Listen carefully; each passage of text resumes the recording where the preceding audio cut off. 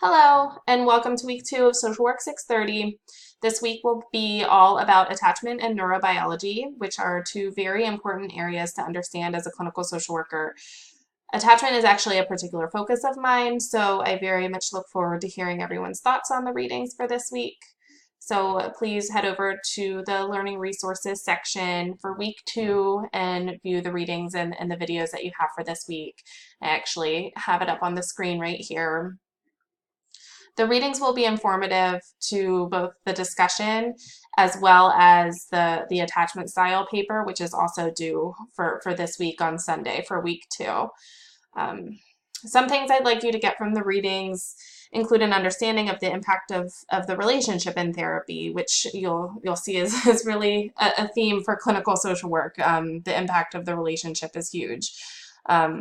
But for this week, also understanding different issues related to attachment, the impact of attachment on neurobiology, and the ways that neurobiology can change through new experiences and interactions. Some people view attachment as a concern particular to childhood. In the readings, you'll see how attachment-related issues can actually impact into adulthood as well. You'll find within your practice that oftentimes attachment is really at the core of any kind of pathology.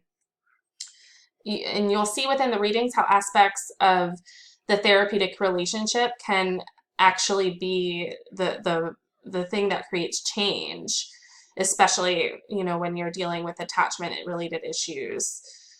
Oftentimes, our nonverbal interactions with our clients can create the most impact. So essentially, it's not really about what we do, it's about how we do it, whether we're working with children or with adults.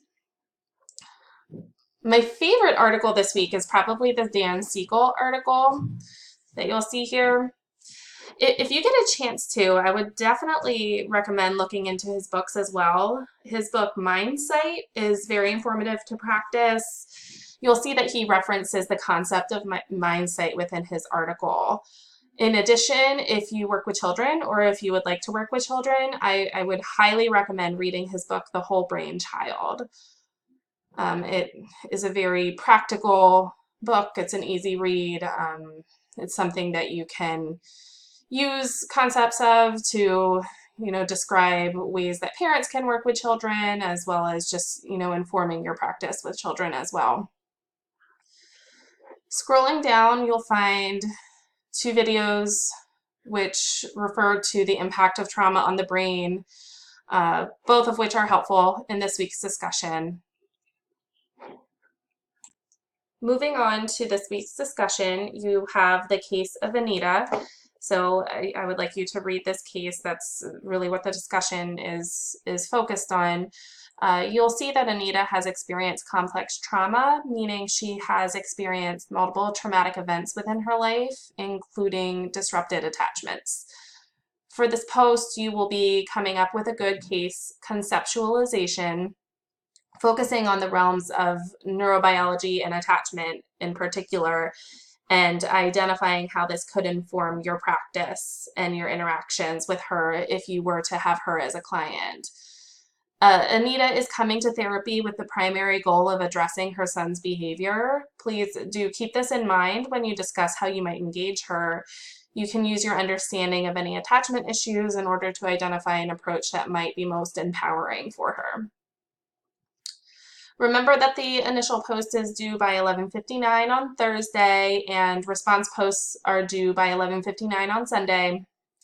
Also, your attachment style reflection paper is due on Sunday at 11:59 as well. I do have a separate video explaining this assignment if you've not already viewed it. Again, I look forward to reading this discussion as well as your papers, and please reach out with any questions.